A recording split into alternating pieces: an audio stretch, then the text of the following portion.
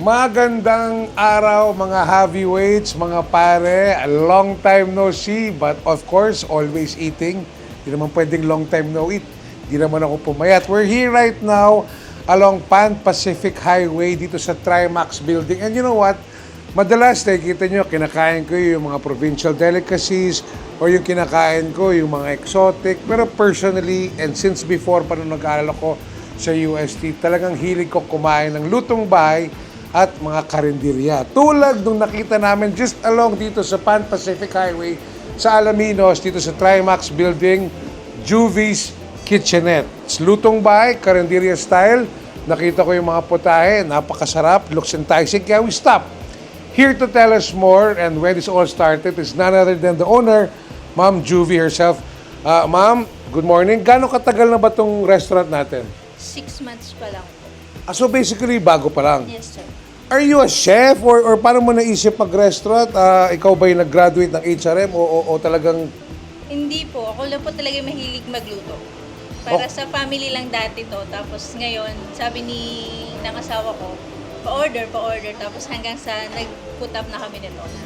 Kaya naman pala. Okay. So technically, wow, sarap ng kaya naman ng pamilya mo kung ganito yung putahe gabi-gabi. Sarap maging ampon doon or kapitbahay man lang, di ba? Anyway, I heard your specialty is the relleno and the embutido. What makes it so special? Yung sa relleno po, wala po talaga siyang meat. Pure na fish po siya kasi meron din kaming customer na Muslim. Okay. So, hindi talaga sila pwede ng karne. Kaya, pure na fish lang, tsaka veggies. Dito naman pong, embutido, wala po siyang extender. Okay. All meat lang siya. All tsaka meat. Veggies lang. Okay, so I'm excited kasi maraming ang tinatawag na rellenong daya. Nilalagyan ng extenders, nilalagyan ng giniling. We'll talk more to Ma'am Juvie later, but siguro let's try something first. So, what do you suggest I try first? Yung relleno po. Okay. Usually, pag kumakain ng relleno, matik yan. If hindi toyo, kalamansi na may sili, ketchup ang aningi, di ba? Pero, kung masarap ang relleno, no ketchup needed.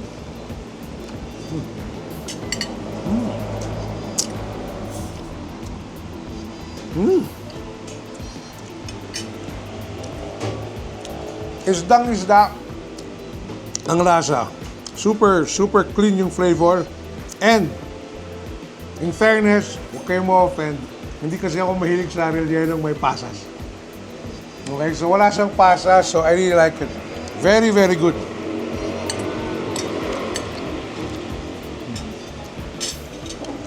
And then the embutido.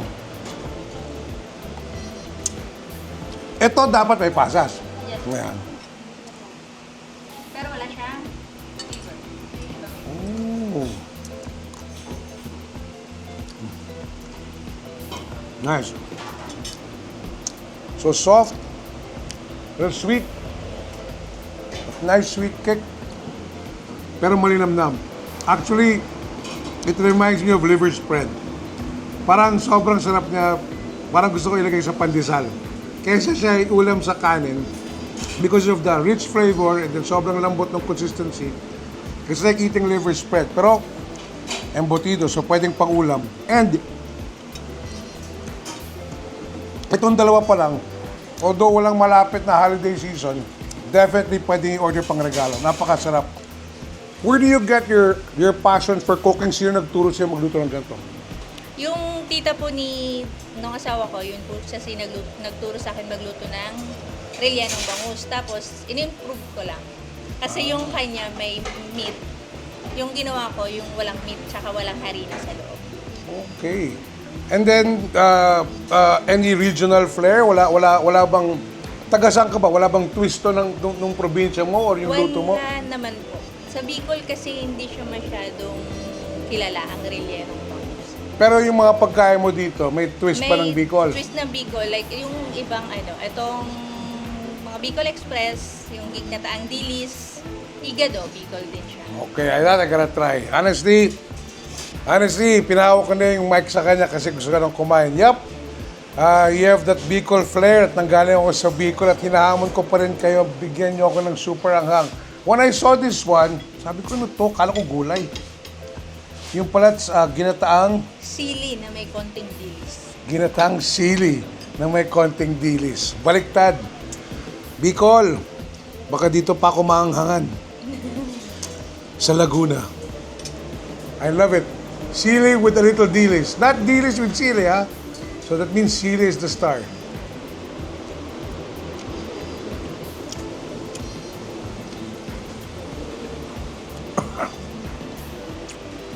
That's nice. That is nice. You know, may anghang siya.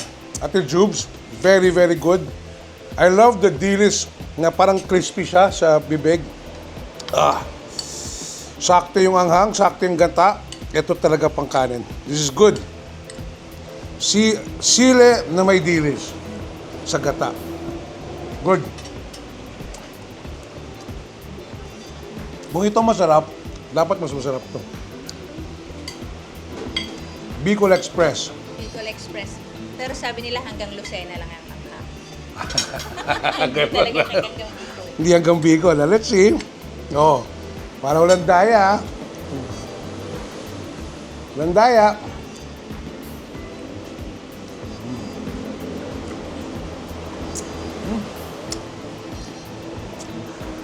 Yep, hindi hanggang Bicol yung anghang. Saktong-sakto lang siya. The kick is there. Pero hindi na overpower yung gata, yung alat, and yung lambot ng baboy. Very well balanced. This one, I know it's not a Bicolano dish. This is a Ilocano dish. Ilocano. Yeah, igado. I always insult you as Menudo's ugly cousin, but you're one of my favorites. Ang karinderyang nagsaserve ng igado o menudo, alam mong may masarap na nanay nagluluto. Kung hindi, puro mga pritong ganito lang yan. Pag mga karinderya ng lalaki, puro prito. May pritong luncheon meat, pritong Gigi. Pero pag may menudo, may igado, may nanay na nagluluto. She's a hardworking mom, so this must be good igado.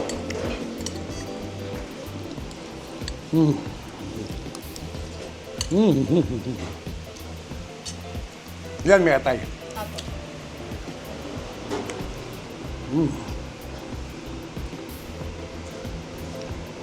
You know, sa trabaho ko madalas, I'm always on the road, I'm always traveling.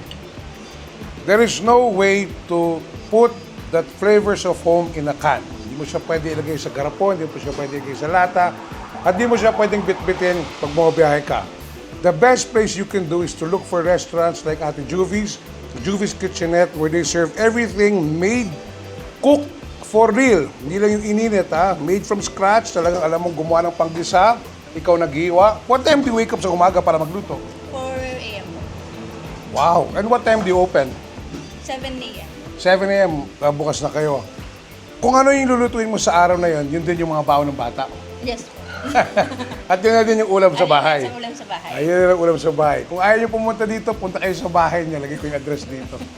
Okay, but tulad ng sinabi ko, there is no way to put the flavors of home in a bottle or in a takeaway bag. Hindi mo siya pwedeng ilagay at hindi mo siya pwedeng dalhin. Every time I travel, kumakain ako sa mga restaurant, I always miss home.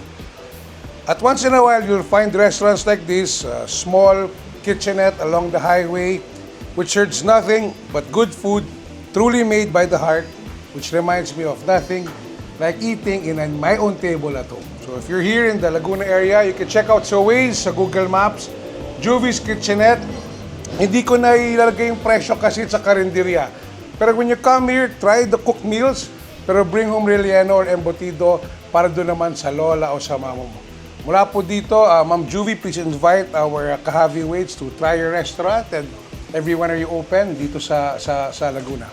Sa lahat po ng nanonood, iniimbitahan ko po kayo na pagka po nadaan po kayo sa Alaminos na nasa Maharlika Highway po kami sa Purok 1, San Agustin, Alaminos, Laguna. Trimax Building po, ground floor. Magsalita ka pa, kain ako eh. Wala ka bang Facebook page na pwede mo yayain yung mga gustong umorder ng embutido tsaka relleno? Meron po, Juvie's Kitchenette Facebook page po. Pwede po kayong mag-PM or meron din po ako doon mga videos and reels sa page. Pwede niyo pong i-check. Yun. Okay, so she's done talking. I wanna start eating some more. Mula po dito sa Juvie's Kitchenette, you are watching Happy Eating. Kaya na. Let's eat.